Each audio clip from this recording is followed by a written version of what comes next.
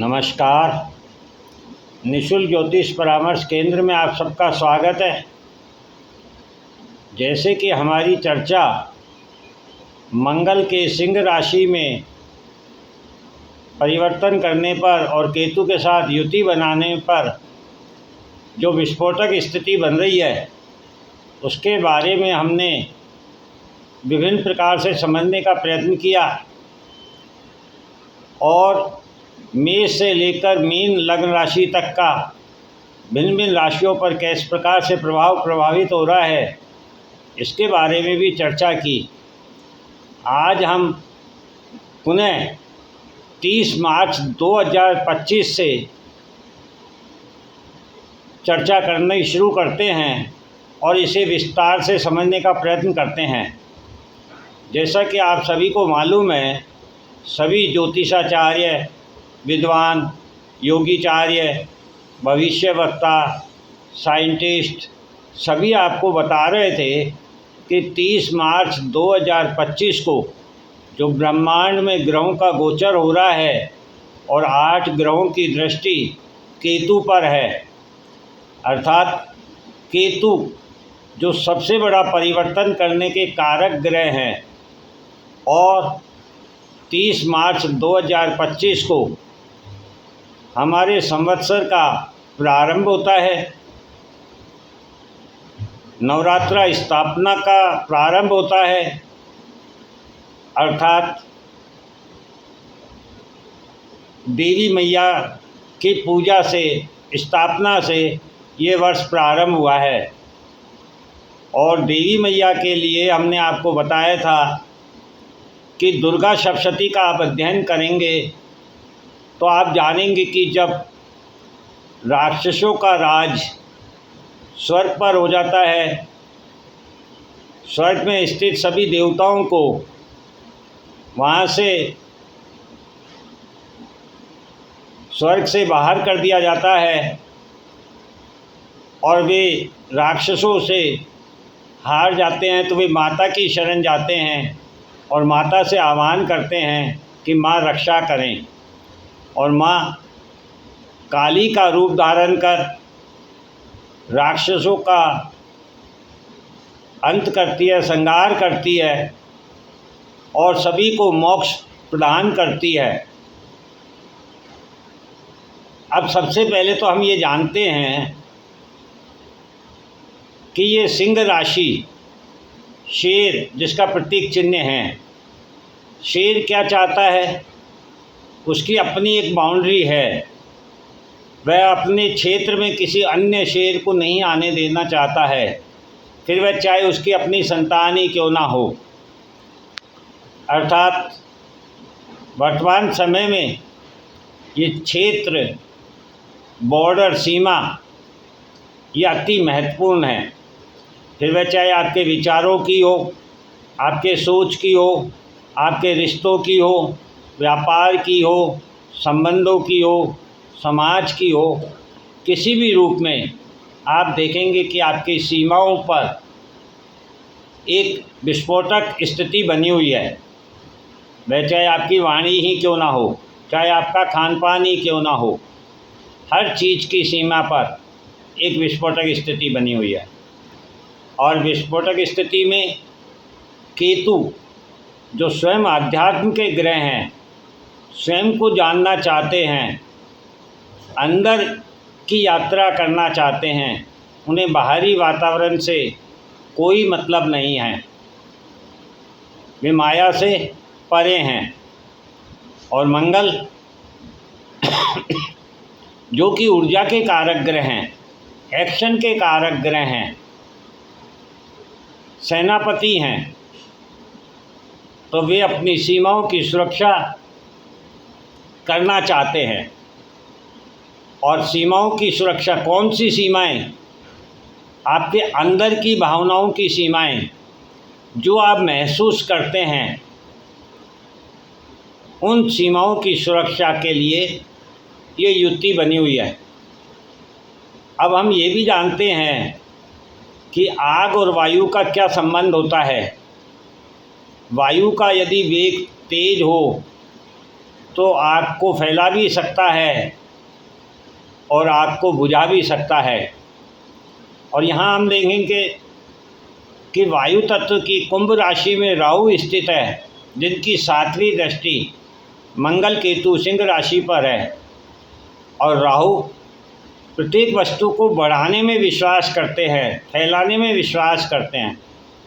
अर्थात राहु यहाँ पर इस अग्नि को भड़काने में, फैलाने में, विस्तार करने में अपना सहयोग करेंगे।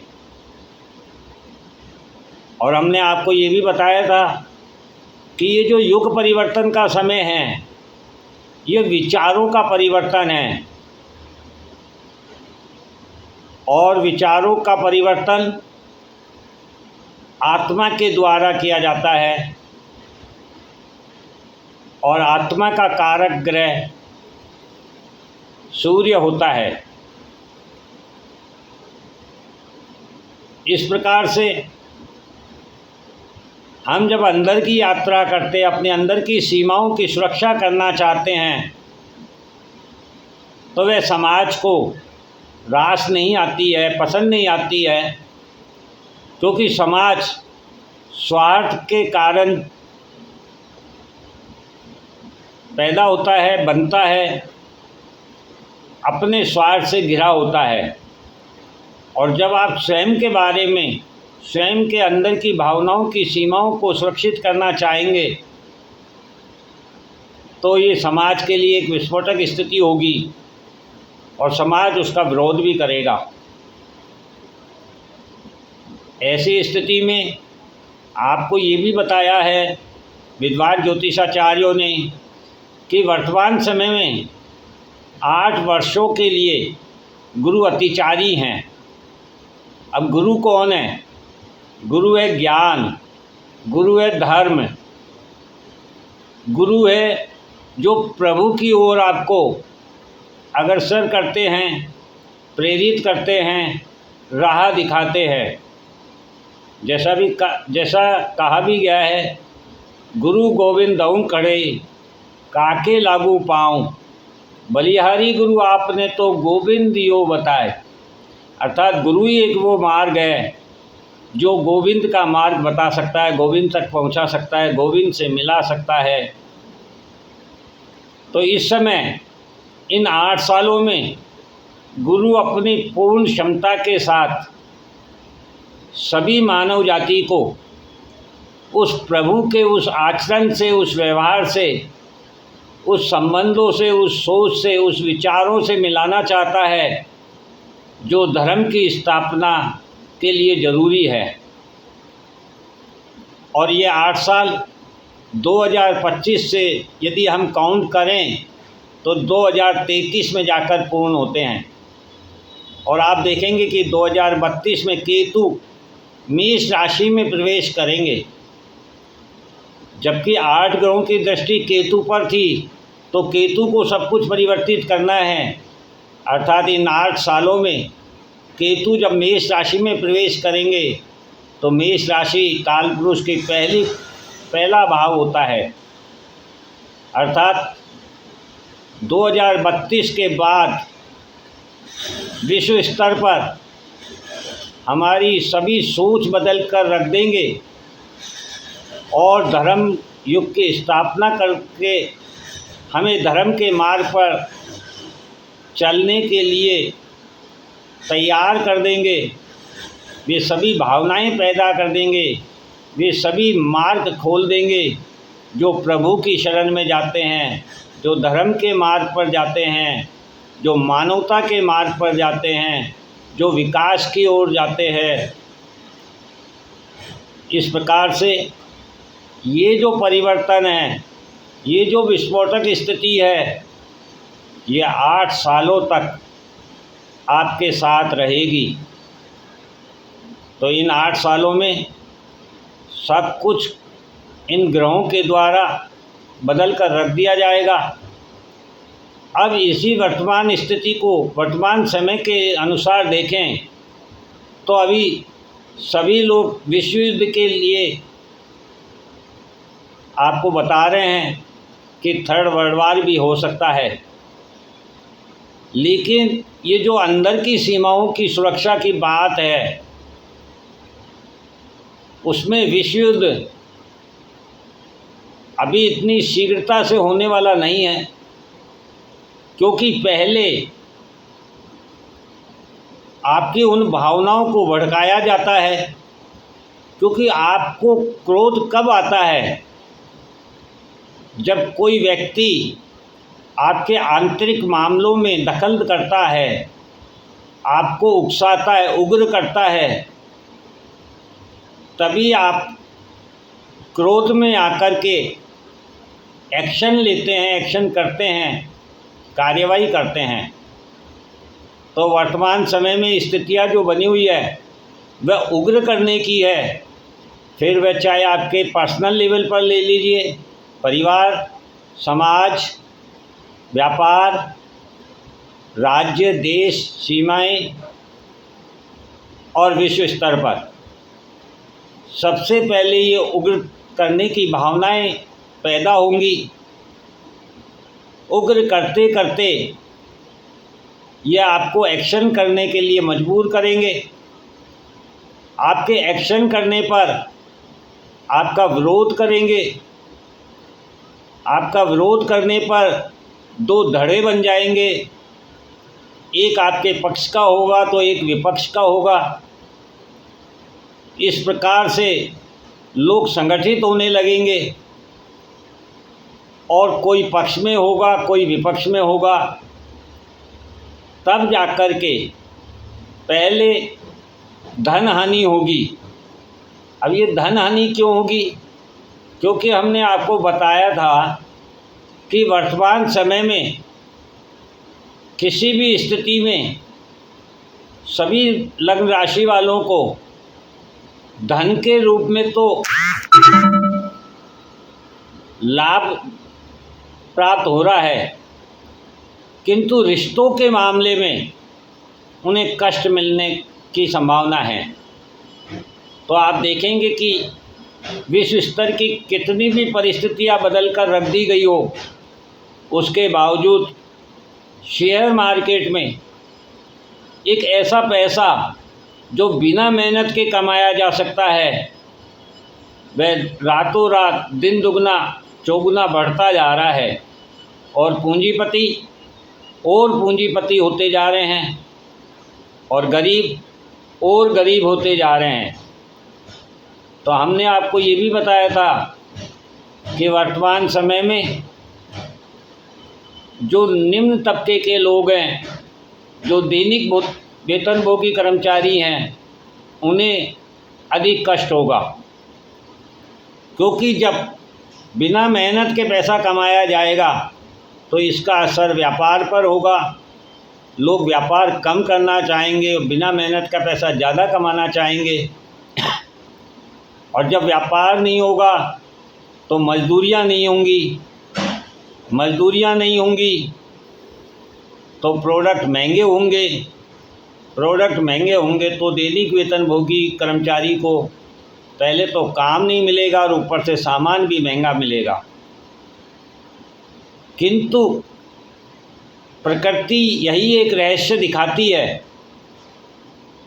कि पहले आपको पैसा देती है, आपको हवा में उड़ाती है, और बिना मेहनत का आया हुआ पैसा आप जानते हैं व्यक्ति को किस स्तर तक गिरा सकता है। क्योंकि उसे उस पैसे की कीमत का नहीं मालूम होता है, तो वह माया विपरीत कार्यों में, अधर्म के कार्यों में, मानवता के विरुद्ध काम में आती है और ऐसी माया विनाश का कारक बनती है। और फिर वही पूंजीपति अपनी पूंजी को खोने के लिए मजबूर हो जाते हैं। जिस प्रकार से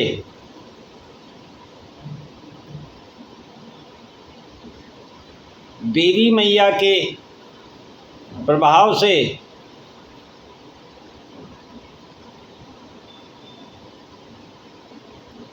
राक्षसों ने जो सभी वैभव विलासिता प्राप्त कर ली थी वह सभी नष्ट हो गई।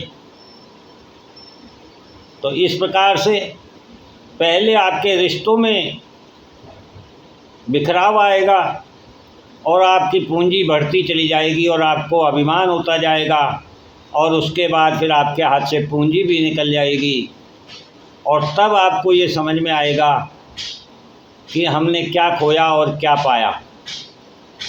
और इसी सभी कार्यों में प्रकृति 8 साल का समय व्यतीत करेगी और 2033 आते आते सब कुछ परिवर्तित करके रख देगी। इस प्रकार की ये विस्फोटक स्थिति है जिसका निर्माण हो चुका है, क्योंकि हमने आपको कहा था कि आपके मन में जो भी इच्छाएं हैं उसे पूर्ण कर लीजिए, अन्यथा फिर समय नहीं मिलेगा। और यदि आपने पूर्ण कर ली है तो आने वाला समय आपका कोई कुछ नहीं बिगाड़ सकेगा, क्योंकि कोई आपको कितना ही उग्र करे, आप अपने मन के अनुरूप संतुष्ट हैं, और संतुष्ट व्यक्ति कभी किसी पर क्रोध नहीं करता है। वह यही सोचता है कि एक हाथी जब चलता है तो राह में कई गंडक अर्थात कुत्ते भौंकते हैं तो उन्हें कोई फर्क नहीं होगा। किंतु यदि आपने अपनी मन की इच्छाओं को पूर्ण नहीं किया है तो वे दबी हुई इच्छाएं वर्तमान समय में बाहर आएंगी और वे मंगल की ऊर्जा के द्वारा एक्शन करेंगी, और एक्शन में गुस्से में की गई प्रत्येक कार्यवाही, प्रत्येक वाणी विपरीत प्रभाव देती है और सर्वनाश की ओर ले जाती है। यही वर्तमान समय का प्रभाव है। अब आपको देखना है कि आप अपने समय को किस प्रकार से व्यतीत करते हैं और कैसे बचाव करते हैं। ये भी हो सकता है कि कई लोग अभी वर्तमान समय में ये समझें कि ये ज्योतिषियों के द्वारा बार बार लोगों को क्यों डराया जा रहा है। तो आप ये समझिए कि डराने और आगाह करने में फ़र्क होता है। डराया तब जाता है जब आपकी पर्सनल कुंडली को देखा जाए और आपको कहा जाए कि आपके ढैया चल रही है, साढ़े साथी चल रही है, शनि राहु केतु मंगल की दशा चल रही है, आपको नुकसान हो सकता है, आपको हानि हो सकती है, आपको पूजा करानी चाहिए, आपको दान करना चाहिए, आपको ये करना चाहिए, उसे डराना कहते हैं। लेकिन विश्व स्तर पर यदि आने वाले समय की व्याख्या की जाए तो उसे आगाह करना कहते हैं, सचेत करना कहते हैं। जिस प्रकार से महाभारत के समय भगवान कृष्ण ने दुर्योधन को कई बार समझाने का प्रयत्न किया, किंतु वे नहीं माने और अंत में सर्वनाश हुआ। ठीक यही स्थिति वर्तमान समय में है कि आप यदि धर्म के मार्ग पर है, अध्यात्म के मार्ग पर हैं, तो आपका दायित्व है कि आप समाज को अपने विचारों से संबोधित करें, आगाह करें और समझाएं कि आने वाला समय कैसी स्थितियां बना रहा है। जो समाज, जो व्यक्ति इन आगाह स्थितियों से अपने आप को परिवर्तित कर लेता है तो उसका होने वाला विनाश से उसकी रक्षा हो सकती है। और जो व्यक्ति इसको डराने की चीज़ मानता है, व्यर्थ मानता है, तो फिर आने वाला समय राम जाने कैसा होगा। जय हिंद, जय भारत।